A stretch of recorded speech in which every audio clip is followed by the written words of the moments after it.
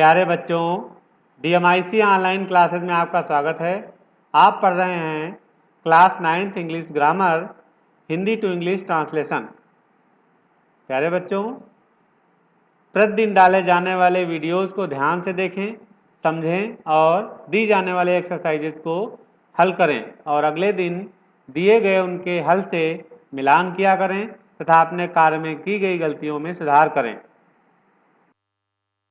प्यारे बच्चों, आज हम आपको इंग्लिश ग्रामर ट्रांसलेशन में यूज ऑफ इट के बारे में बताएंगे। तो यूज ऑफ इट का प्रयोग जो है कहाँ पर किया जाता है, इसके बारे में आपको जानना जरूरी है। देखिए, इसके रूल्स जो हैं कहाँ कहाँ पे किया जाता है वो है, पहला है कि वेयर नो सब्जेक्ट। पहली बात तो जहां पर कोई सब्जेक्ट ना हो। हमने बताया आपको कि सब्जेक्ट जिसके बारे में कुछ कहा जाता है तो सब्जेक्ट कहलाता है, लेकिन जहां पर सब्जेक्ट ही ना हो तो वहां पर इट का प्रयोग करते हैं। ये इट जो है इट का प्रयोग करते हैं। इट माने वैसे तो यह वाह होता है ना, लेकिन जहां पर कोई सब्जेक्ट ना हो वहां पर इट का प्रयोग करते हैं। ठीक है। और जैसे कि देखिए लिखा हुआ है, उपन्यास लिखना कठिन है ना। उपन्यास लिखना कठिन है, तो यहां पर कोई सब्जेक्ट ही नहीं है। किसके बारे में कहा जा रहा है? किसी के बारे में नहीं कहा जा रहा है ना। तो इसलिए यहां पर सब्जेक्ट नहीं है, इसलिए इसमें इट का प्रयोग होगा। दूसरा जो नियम है, टू टेल, यानी बताने के लिए। क्या बताने के लिए? टाइम, सीजन यानी मौसम, और मंथ्स महीना और दिन। मौसम, महीना, दिन, है ना, समय, ये सब बताने के लिए भी इट का प्रयोग करते हैं। तो दो जगह ही इट का प्रयोग किया जाता है। पहला जहां पे सब्जेक्ट ना हो, दूसरा समय यानी टाइम, सीजन, मंथ, डेज, समय, मौसम, महीना और दिन, इनको बताने के लिए इट का प्रयोग करते हैं। अब आइए उदाहरण के द्वारा हम इसके बारे में समझते हैं कि कैसे हम इट का प्रयोग करते हैं। देखिए, पहला उदाहरण है, कल बहुत गर्मी थी। कल बहुत गर्मी थी, तो सबसे पहले इट का प्रयोग करते हैं। इट लिखते हैं, इट, और चूंकि थी लगा हुआ है इसलिए इट के साथ में हमेशा इट के साथ में यहां पर वाज लगाएंगे। इट वाज, है ना, थी लगा हुआ है, पास्ट टेंस में है, वाज लगाएंगे।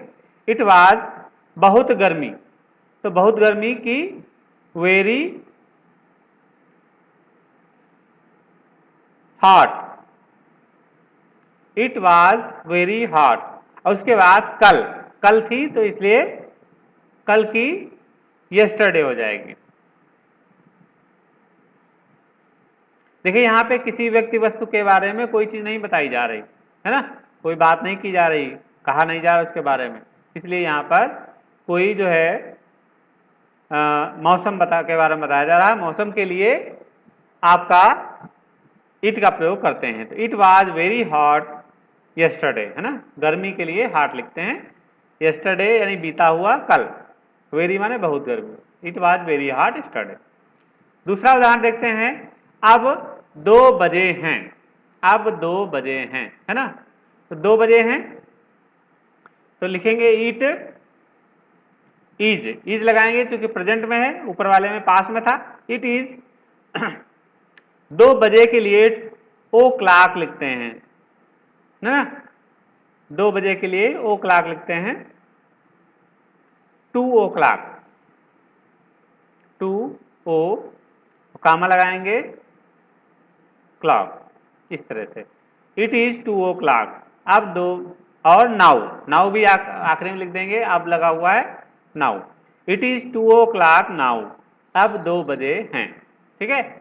2 को आप जो है जैसे लिखा हुआ है अंक में भी लिख सकते हैं, कोई दिक्कत नहीं है। अगला उदाहरण देखते हैं कि उपन्यास लिखना कठिन है। उपन्यास लिखना कठिन है। देखिए इसमें समय मौसम वगैरह को दिया नहीं गया है, लेकिन यहाँ पर कोई सब्जेक्ट नहीं है। किसके बारे में कहा जा रहा है ऐसा कुछ यहाँ दर्शा नहीं रहा है। तो ये लिखा हुआ है उपन्यास लिखना कठिन है ना। तो ये बात कही जा रही है, लेकिन किसके बारे में कही जा रही है वो है नहीं यहाँ पर, इसलिए यहाँ पे इट का प्रयोग करेंगे। तो क्या लिखेंगे? इट इज, है ना। अब कठिन है, कठिन की अंग्रेजी लिखेंगे। कठिन की अंग्रेजी होती है डिफिकल्ट।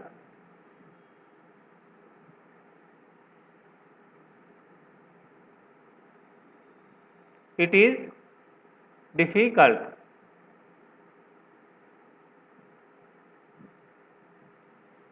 It is difficult. और उपन्यास लिखना की टू राइट, उपन्यास की होती है novel, to write novel. It is difficult to write novel, यानी ये टू राइट लगा करके मुख्य क्रिया में लगा करके टू, ये इन्फिनेटिव बन जाता है और ये हो गया to write novel. It is difficult to write novel.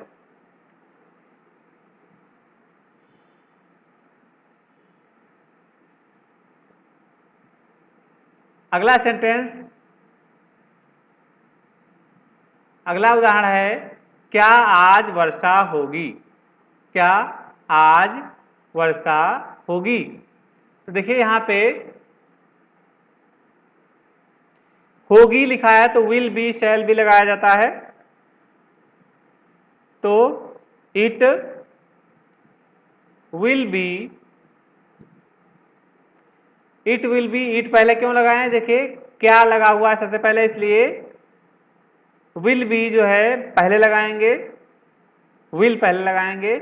Will it be, will it be rain, will it be rain. क्या आज वर्षा होगी? क्वेश्चन मार्क भी लगाना है। क्या आज वर्षा होगी? टुडे, टुडे लगेंगे आज के लिए। क्या आज वर्षा होगी? Will it be rain today, will it be rain today. क्या आज वर्षा होगी? या बी नहीं भी लगाएंगे तब भी विल इट रेन, रेन माने वर्षा होना भी होता है, बी नहीं लगाएंगे तब भी कोई बात नहीं है। तो विल इट रेन टुडे, क्या आज वर्षा होगी? अगला उदाहरण है दिसंबर का महीना है ना। दिसंबर का महीना है तो इट लगाएंगे। It is the month of,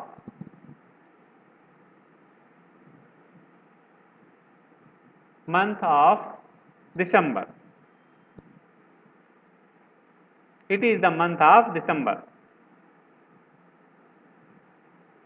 दिसंबर का महीना है। इस तरह से it is the month of December, दिसंबर का महीना है। इस तरह से आपने देखा कि इट के प्रयोग में आपको मौसम में करना है, मौसम की जानकारी देने के लिए, समय की जानकारी देने के लिए, दिन की जानकारी देने के लिए, है ना, और महीनों की जानकारी देने के लिए। और जहाँ पर सब्जेक्ट नहीं है वहाँ पर भी इट का प्रयोग करते हैं। ठीक है, तो इसको आशा है कि इसको समझ लिया होगा आपने अच्छी तरह से। और अब आप एक्सरसाइज 2 आपको करना है और करके